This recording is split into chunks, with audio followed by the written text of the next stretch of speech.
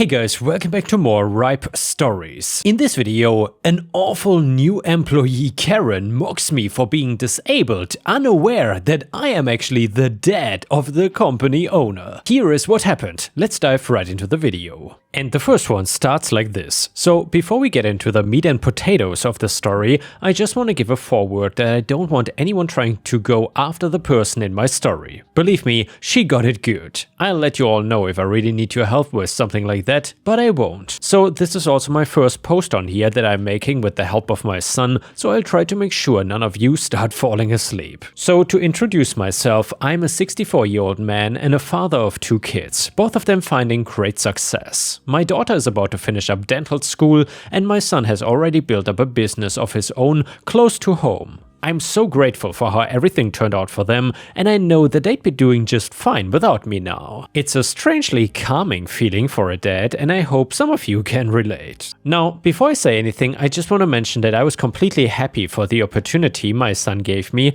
and that he knew I wanted to spend more time with him. I had enough saved for a comfortable retirement, but I still had that itch to work in my bones. And not to mention, my wife was getting a bit tired of my home projects to pass the time. My son, whose athletic store was literally a 10-minute drive away, offered me a job as a greeter/general helper, and I immediately accepted. The work environment he had created over the years had been so impressive to me, and no, it wasn't some major chain that had made millions yet, but to have a fully furnished store with constant customers that you built from the ground up in your 30s is more than impressive. I make sure he knows that all the time, and I came to work happy every day. Now for the bitter parts. As I've gotten older, I've discovered a few health problems that sometimes affect my body spontaneously, especially my joints. The main setback is that I have trouble bending down. It's probably been a few years since I could comfortably touch my toes, but God knows I've been trying to stretch every day to make sure it doesn't worsen. Other than that though, I'm healthy enough to work, and I have to tell my son and my fellow employees that a few times a day, however, every now and then, I do need a walking stick when the pain is getting to me, and I'm grateful for all the support that all but one of them gave to me.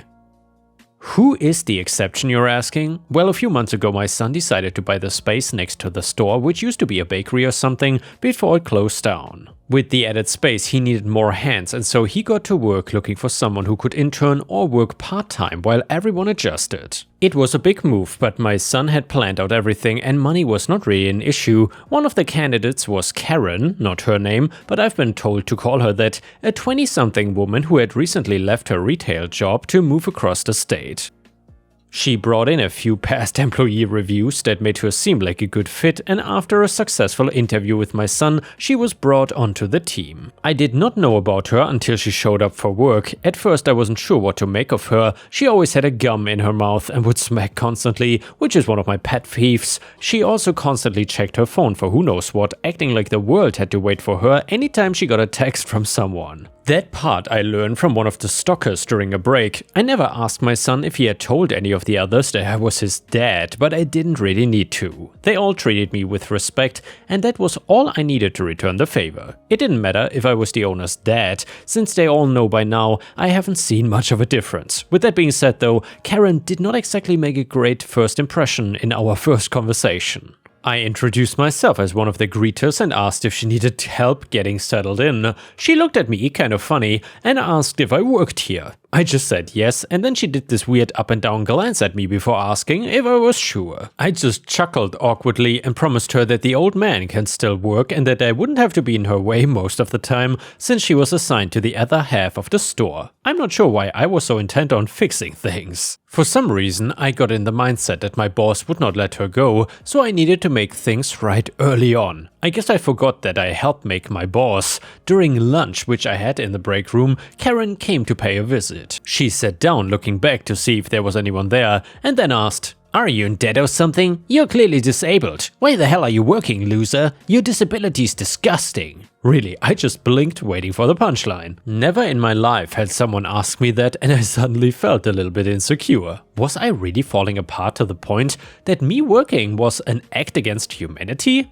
I asked her what she meant and she replied that a lot of people her age and younger needed jobs like mine to help save up later down the line, and that I was hogging money by underperforming with my seniority as an excuse, and also that cripples like me should be at home in bed instead. And by the way, I work part-time. I left an hour after lunch, and thus came my first warning. I told her that she was being pretty rude by judging me like that, especially when she had no idea who I was. She said that it didn't matter because she had all the facts and that I really needed to reconsider what I was doing with my life. The whole thing is a bit hard to remember because I was so convinced this was a fake or prank or something. I had heard about people who were just so confidently disrespectful, mostly from stories my kids would tell me, but I'd never actually encountered someone like this. There's still a bit of pain from her words, but the sane part of me reminds me that people like her have no right to stay in my mind for so long. I tried to keep that in mind for the rest of my shift,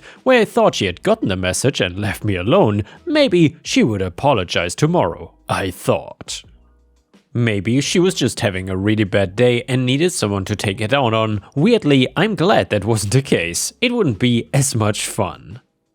Well, the next day my theory of her bad day was instantly proven wrong. I got pulled aside by an employee who we will call Stuart, who I'd known before I had started working. He's a really nice guy and the son of my son's friend from high school. He looked worried and asked if I was doing okay. Confused, I said I felt fine, and then he blatantly told me that he heard that I was at risk of having a stroke and that working right now was a bad idea. I had him tell me that a couple times before I finally asked who told him that, because I went to the doctor regularly and I'd never heard anything like that before. Well, he said that Karen was talking about it and that she had heard it from some outside source. When I explained that it was a flat-out lie, he just looked really confused and asked me why she would say that. I mentioned what had happened the day before and he told me to tell my boss about it since he was getting pretty tired of her too. Apparently, she was a total gossip and would bring anyone down whenever she had the chance to, especially if it made them embarrassed. This was further proven when she came to pay me a visit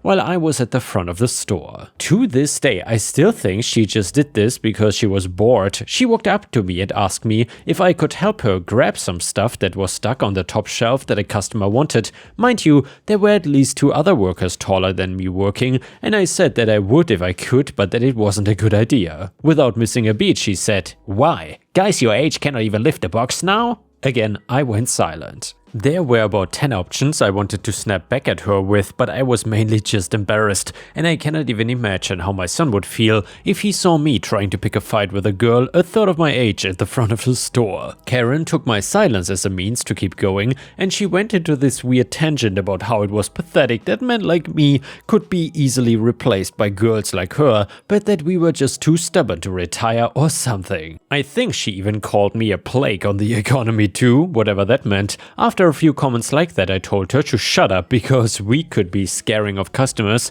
and that if she had a problem, she could go and talk to my manager about it. She said that it was on her to-do list, but that she wasn't sure why he would even hire me in the first place if I couldn't do simple tasks. I calmly explained my condition affecting my joints and that I probably could get whatever she needed down, and I'll bet there was nothing there, but it would put a lot of stress on my ankles and then I would have to work less. She began mocking me by doing a limp around the place, looking like a complete idiot and owning it, saying that I could still work unless of course I was just an old man who didn't belong there.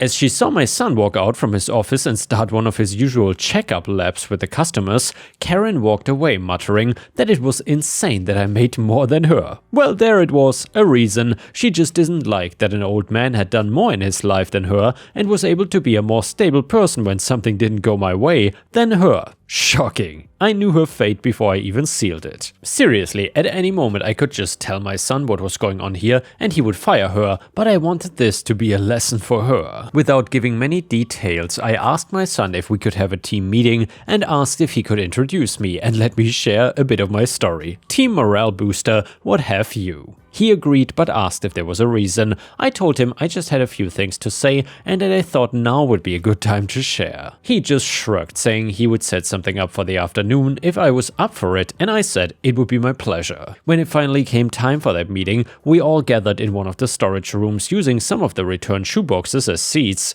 My son came to the front and made sure that we were all comfortable before giving a nice speech about how he was proud about how far we had come and that he was excited about the new expansion, which he nodded to Karen for that part. She put on her nice girl smile and pretended to care. After a few minutes he explained that he could have never done any of this without his dad and that he wanted to give him a chance to say a few words. He motioned to me and I stood up. I glanced over at Karen without trying to be too obvious. Her eyes were locked on the ground, wide and beyond a healthy amount. I continued to introduce myself as planned before, saying that there were a lot of things I wished I could change about myself. My health, my inability to work, and of course my corrupt nature on the economy.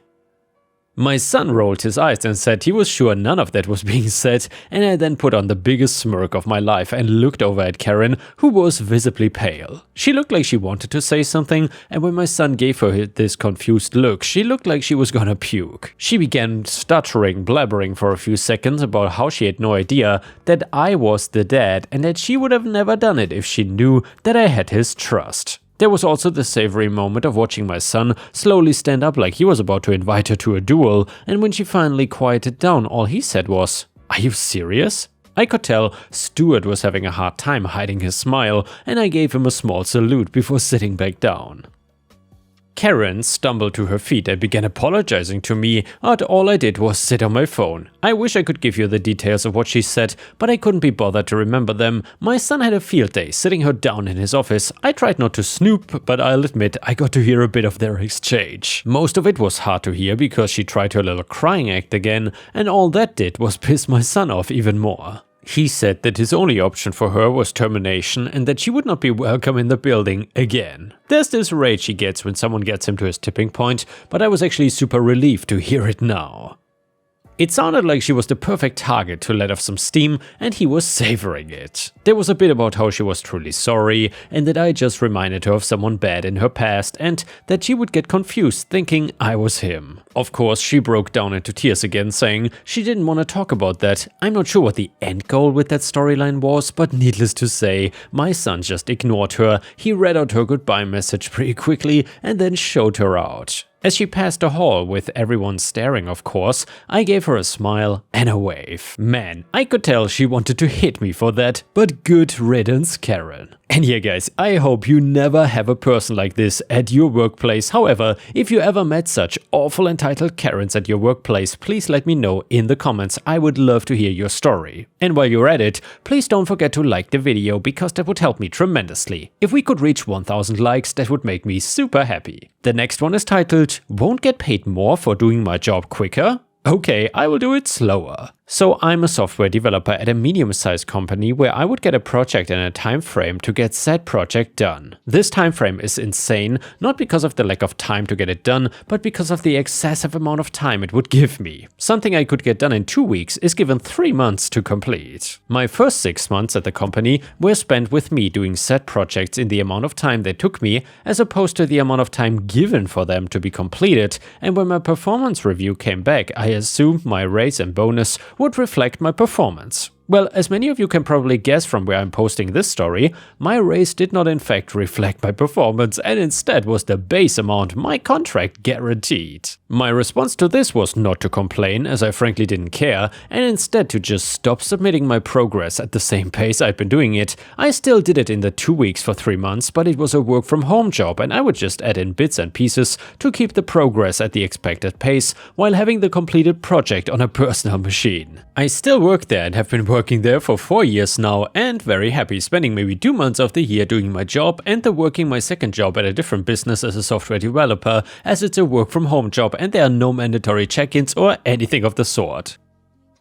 I've been offered a decent raise to return to my original pace multiple times, but I've declined each time, and after around a year and a half they accepted the current pace as I still do quality work with no delays. I guess don't shaft me originally and expect me to change my mind when you realize my value. No idea, I just make way more money than I would have needed to and now effectively get triple my salary as my other job makes twice my lousy job. And the next one is titled, Just Stick to the Script. So I work in a call center for a regional bank, handling everything from balance inquiries to fraud alerts. The job is not glamorous, but most of us were good at it because we knew how to actually talk to people and calm them down. One day, corporate decided we were going off message too often and they rolled out a new script we were required to follow word for word. No improvising, no adapting to the customer's tone or urgency, just read the script. We all knew this would go badly. One-size-fits-all language doesn't work when someone's car just got stolen or their mortgage payment didn't go through, but management was adamant. If you deviate from the script, it's a write-up. So I complied religiously. One day, a customer called, clearly panicked. Someone just charged $800 at Best Buy on my card and I'm at work. Didn't do it. Cancel it now. I took a deep breath and replied exactly as the script instructed. I'm so sorry to hear you are experiencing this inconvenience. I would be happy to assist you with that today. Before we begin, may I ask how your day is going so far? Dead silence and the customer said, seriously? I continued, we strive to provide exceptional customer service with every call. Can I please have your 16-digit card number to better assist you? The guy actually laughed. I hope they're recording this call. And they were. And so were 3 others that week where I stuck to the script in absurd situations. People locked out of online banking, someone whose check bounced, a woman crying because of a fraud lock on her account. My supervisor pulled me into the room looking annoyed but also kinda sheepish. Her, we've had some feedback. You don't have to follow the script that strictly. Me, oh, I thought it was a write-up if we deviated. Her, just use your judgment, okay? The script was officially optional within the month. I probably enjoyed this too much. And now let's move on to the next story. It starts like this. And the next one is titled, Karen Neighbor declares a huge chunk of my family's property, Mom's Stinky Revenge. Posted by user allrightaholes on r/ripe stories, which is our own subreddit where you can post your own stories and there's a good chance I will read them in a video. Anyway, when I was a kid, I lived in a stalled development that only ended up totaling 2 identical cookie-cutter prefab houses, thanks to the area being discovered to be below lake level and filling in with swampland. You could see Lake Huron from our driveway, and to this day I love the smell of the ocean, lakes, ponds and swamps as they bring back fond memories of my childhood. Anyway, my dad, a sailor in the Navy, was not always around, but when he was, he loved to crack open some beers and make a campfire in the stone pit he built near an area of the woods he cleared, and used the natural canopy of the forest to shelter his woodpile just beyond the tree line but visible from the back porch. This will be important later. My best friend and closest neighbor was a semi-spoiled boy I will refer to as NK for neighbor kid. He was being raised by our Karen neighbors, his Air Force veteran grandpa and his elderly wife, whose harpy-like shriek I can remember to this day in my nightmares. NK was a good kid and his grandfather actually treated him well, buying him more expensive versions or one-ups of anything my dad bought and built for me. My dad installed a basic swing set and slide, Grandpa Karen bought NK one 3 times bigger, I got a basic sandbox installed, NK got enclosed steel pavilion, I got a kiddie pool and a slip and slide, NK got a full-sized pool and a trampoline to jump into it from. You get the idea, that's the backstory. I don't know if there's a natural feud between the Air Force and the Navy, or if the Karen neighbors just did not like the fact that we were so close or what, but they always had a problem with my family. And NK's Karen's grandparents tried using our friendship against us and my family more than once. So for one, I was never allowed in their house to play or visit, but they always waited until my dad was on a tour of duty to cause a stir. As it so happened, Disney re-released the animated film 101 Dalmatians, which hit my generation big, being the late 1980s, early 90s, and I had to have one. They got me Madison, and I loved him dearly for what few years we had him. Since I wanted him, it was my job to walk him in the mornings around our yard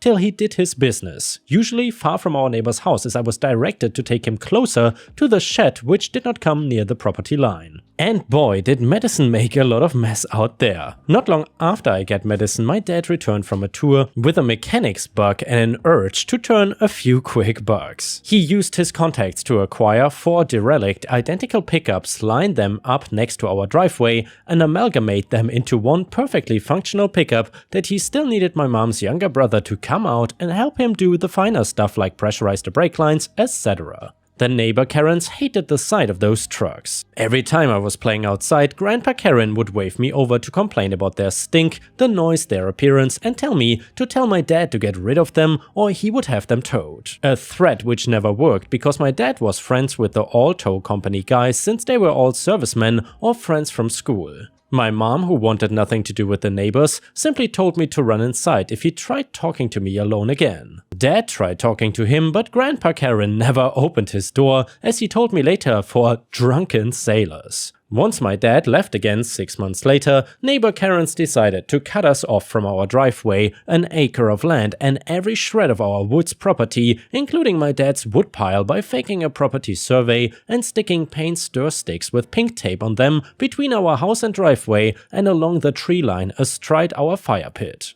He came over and threatened to call the cops on us and said he would shoot either of us if we so much as stepped a toe over the line for any reason, and that me and NK were not friends anymore. For 6 months there was nothing we could do under threat of lethal gunfire, and NK and I were not even allowed to talk in school. Other neighbors moved in and I helped them build their houses, and I grew close to some kids in a neighboring trailer park, including some cousins of mine on my dad's side, to pass time. Neighbor Karen was seen from our back porch toppling my dad's woodpile and stealing some for his grill repeatedly over those long months. Every time with a poop-eating grin on his face. But it was doomed to blow up in his face, always was. Because as soon as my dad came back, you better believe he was livid about not being able to park in his own driveway or have access to his own side yard, which was the acre in question. Grandpa Karen never mowed it, and his Karen wife would shriek every time I so much as lost a frisbee on it and tried to get it back. She would tell me I only had one chance before I got both barrels. I was 7. Hearing all that, my dad got very red in the face. Told me to go to my room and play for a little bit, but not before reassuring me I would have my friend back tomorrow. The next day, or at the very least very quickly, a real county surveyor showed up and relayed the lines much clearer. It turns out our property line was in fact much closer to Grandpa Karen's house than he liked, which included a huge 16-foot divider fence he had erected while my father was serving, which he was forced to take down and remove a brand new expensive looking shed at the end of his driveway. A driveway which consisted of brand new asphalt, also laid during this last half a year, as it turned out was also half on our land, split down the middle. The half on our land was where he kept his prized possession, a cherry red 1987 Pontiac Grand AM V6. My dad was able to reclaim his woodpile, our driveway, acre-sized side yard, and made loud plans to put a workshop garage in the new area we discovered we owned that had a gigantic marble slab NK and I loved to play on.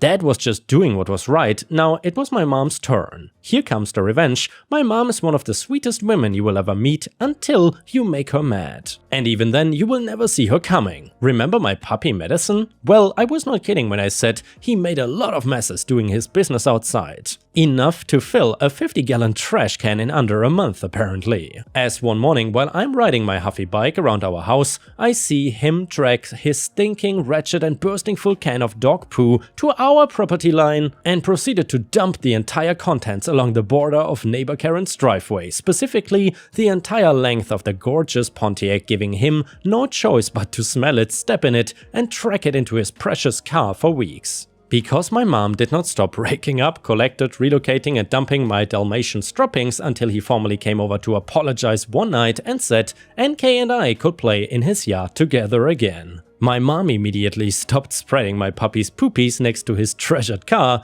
and NK and I built a Lego city in his covered pavilion. His grandma, the harpy, suffered a stroke, and while I appreciated not being shrieked at, I supported my friend in his sorrow over how he would never get to really communicate with her like before, as she went more or less catatonic, staring out a window for the remainder of her days. We moved a couple short years later, but I love the time we had and still keep in contact with NK over 3 decades later. And the next one is titled Douchebag Revenge. When I was an auto mechanic, there was this one floating manager called Brad. He was kind of a clown and was always acting like a child. One day he somehow managed to splash windshield washer fluid on my arm. I acted like it was a horrible thing and how I was deathly allergic to it. Of course he didn't believe me, because who would, right? So Brad decided to go out for a lunch. While he was gone, I slapped my arm over and over again to make it turn bright red. Right about the time he pulled up to the shop, I made myself vomit on the shop floor. Brad walks in and sees vomit and asks what happened. I showed him my arm and told him it was the washer fluid. He turned white as a ghost and apologized so much. He bought me lunch for 2 days and didn't mess with me again. It was so funny, revenge was sweet. Edit: after giving more thought to this post and reading the comments, I remember how it happened. This was like 20 some odd years ago, so my memory is a little foggy on the whole thing, but the gist is that he pranked me by spraying washer fluid on me, so I pranked him back by slapping my arm to make it red and vomiting. I had few limits that I would go to just mess with people.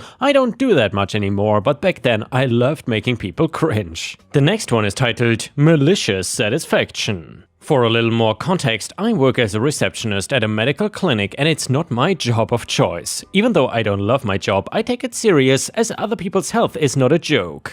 In addition to having the job policy of doing the best job possible at the moment, having to correct later what is much more work. I have seen many clients who are rude or disrespectful, including an elderly lady trying to beat my coworker using a cane, which became the unit's internal joke for that month. In another day's work, a client arrives with 3 pages of exams to take, big but not the biggest I've ever seen, and as always I added each exam to the system. Keep in mind that it is not the only step in the work, it is still necessary in some medical plans to make additional requests and add each individual code back to the health insurance system. As the client was on the phone, the first part was very quiet, but when she finished the call, she started complaining and insisted on being in a very loud tone for the whole place to hear, talking about how long I was taking and how much time she needed too much to be there.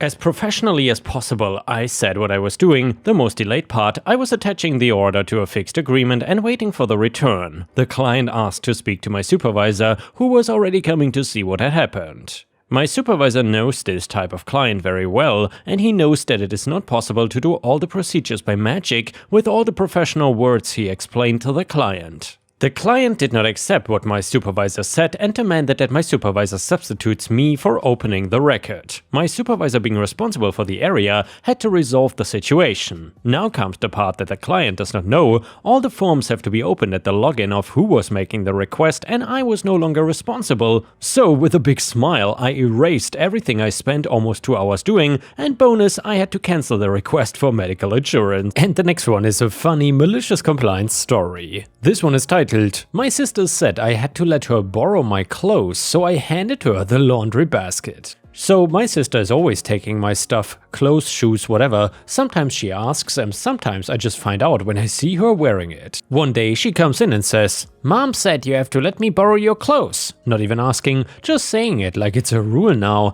I did not argue, I just grabbed my laundry basket and gave it to her. It was full of dirty clothes, like actual laundry, gym shirts, socks, stuff that had been sitting there all week. She looked at it and goes, "Seriously?" I said, "You wanted my clothes." She left without saying anything else and has not touched my stuff since. And yeah guys, thank you for watching. I will see you again tomorrow. Also, if you haven't already, please don't forget to click that hype button to help me in the algorithm.